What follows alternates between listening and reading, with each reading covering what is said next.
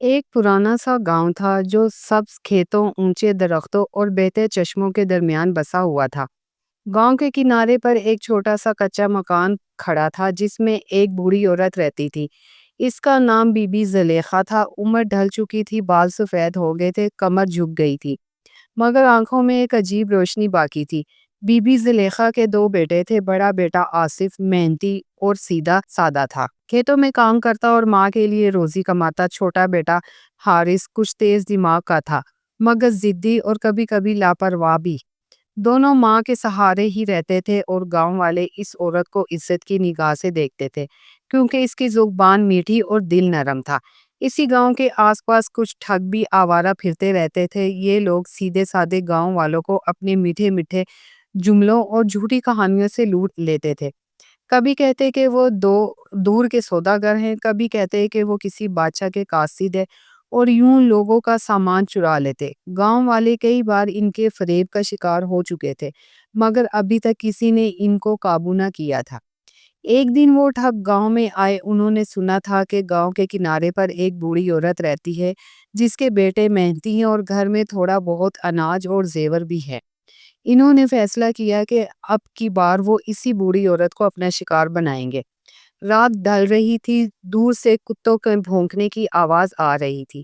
ٹھگوں نے گاؤں کے باہر آگ جلا کر منصوبہ بنایا، کل صبح ہم خود کو مسافر ظاہر کریں گے، بھوک پیاس کا بہانہ بنائیں گے، عورت تو نیک دل ہے، فوراً مدد کرے گی، پھر ہم آہستہ آہستہ اس کا سب کچھ ہتھیا لیں گے۔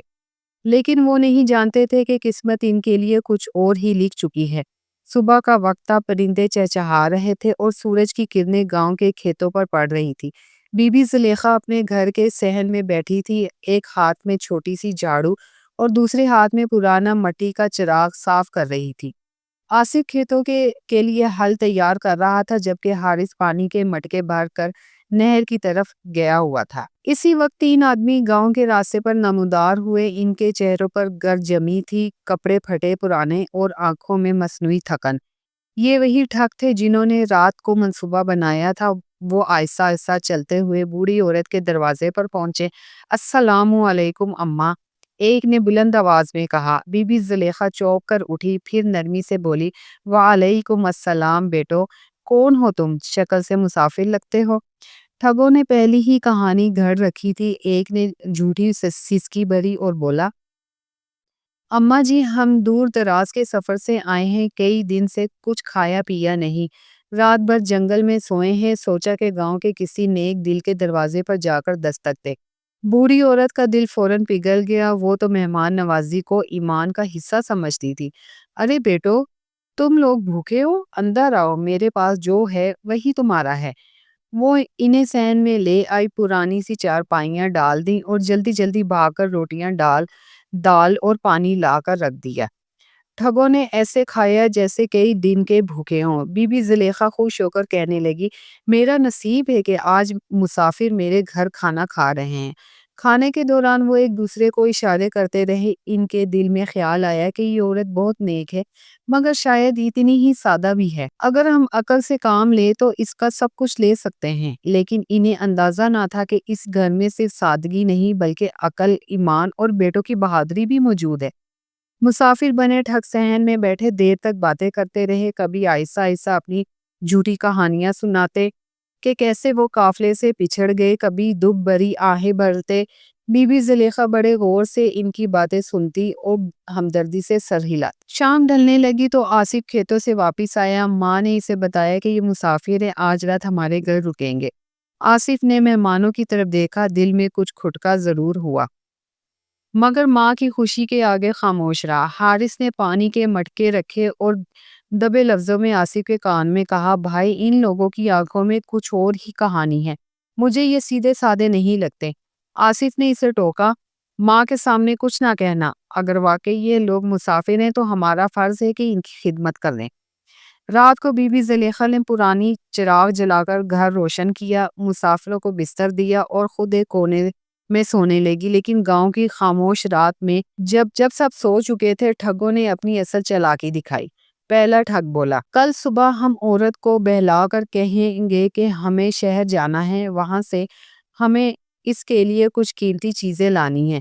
یوں ہم اس کا بھروسہ جیت لیں گے اور پھر اس کے بیٹوں کو دھوکے سے الگ کر کے سارا مال لوٹ لیں گے۔ دوسرا ٹھگ ہنس کر بولا، ہاں یہ عورت تو بہت نیک ہے، اس کے بیٹے بھی سیدھے سادے ہیں، آسانی سے قابو آ جائیں گے۔ لیکن یہ باتیں حارث نے سن لی تھی، وہ نیند سویا ہوا تھا، مگر ان کی سرگوشیوں نے اسے چونکا دیا۔ اس نے فوراً آصف کو اشارہ کیا اور دونوں بھائیوں نے فیصلہ کیا کہ ابھی ماں کو کچھ نہ بتائیں، بس صبح کا انتظار کریں۔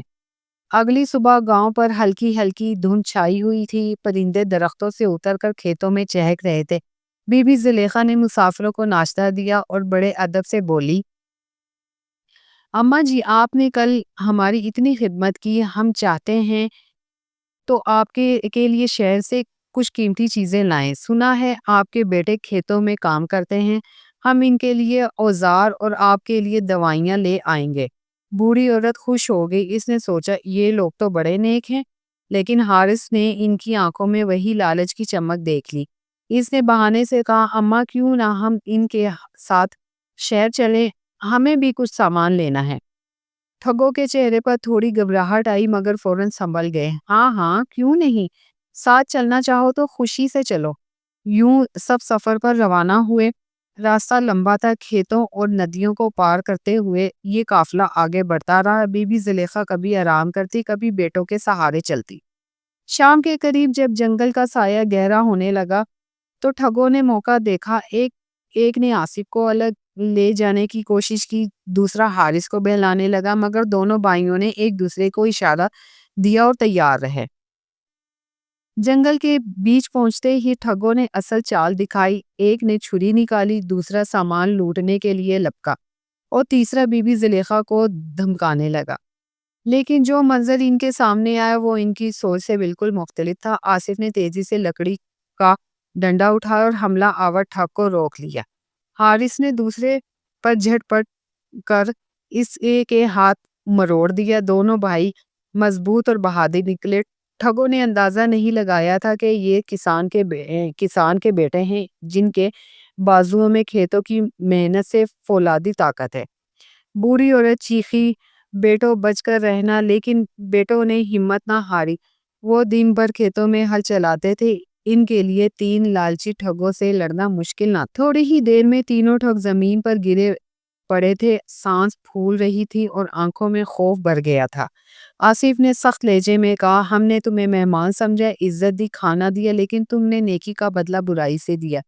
یہ گاؤں والوں کا نہیں، یہ تمہاری اپنی بدبختی کا انجام ہے۔ گاؤں کے کچھ چرواہے بھی شور سن کر وہاں آ گئے۔